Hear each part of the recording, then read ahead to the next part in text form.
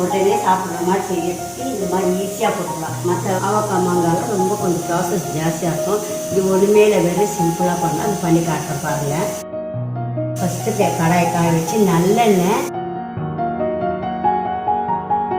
ஒரு 50 கிராம் ஊற்றினீங்கன்னா போதும். நான் ரொம்ப போட போகிறதில்ல, கொஞ்சம் தான் போடுவேன். ஏன்னா இது ரொம்ப நாளைக்கு இருக்காது. அதனால உடனடியாக செஞ்சு உடனடியாக சாப்பிட்ற மாதிரி ஒரு வாரத்துக்கு வச்சுக்கிற மாதிரி நான் செஞ்சு காட்டுறேன். எண்ணெய் காஞ்சி வச்சு இந்த பாருங்கள், சின்ன ஸ்பூனில் 1 ஸ்பூன் கடுகு போடணும்.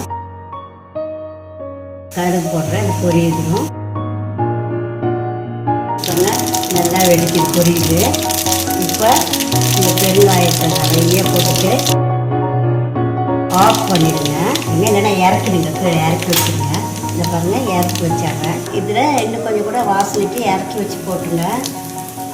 பெருங்காயம் போட்டுட்டு இதுலேயே மிளகாத்தூள் 1 ஸ்பூன் போட்டுங்க. வெறும் மிளகாத்தூள் கொஞ்சமாக ஆட்டணும். ரொம்ப கொஞ்சம் கொதிக்க இருக்கும்போது போடக்கூடாது எதுவுமே.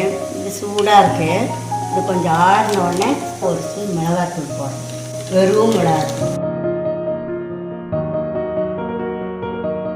உப்பும் அதே போல் ஒரு 1/2 ஸ்பூன் வெறும் தூள் சால்ட், 1/2 ஸ்பூன் உப்பு, தூள் உப்பு.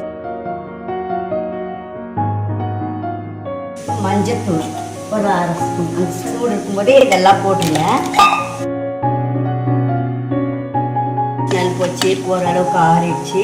இப்போ கட் பண்ணி வச்ச மாங்காவை இதில் போடணும். நறுக்கிட்டு மாங்காவை ஒரு சின்ன சைஸ் மாங்காய் இவ்வளோ சைஸு அதை பொடியாக அப்படி நறுக்கிக்கணும். இந்த பாருங்க, இந்த சைஸில் நறுக்கிக்கணும்.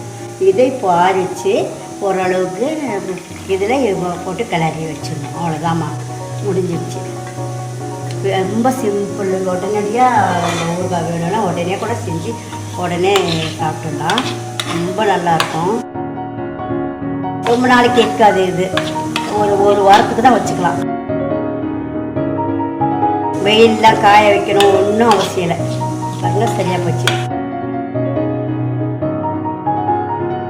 நல்லா வெங்காய வாசனையோட நல்லா கமன்னு இருக்குது. நீங்கள் கூட உப்பு காரம் பார்த்துக்கிட்டு உங்களுக்கு தேவைப்பட்டுச்சுன்னு இன்னும் கொஞ்சம் உப்பு காரம் வேணுன்றவங்க போட்டுக்கலாம். ஆல்மோஸ்ட் இதுக்கு சரியாக தான் இருக்கும்.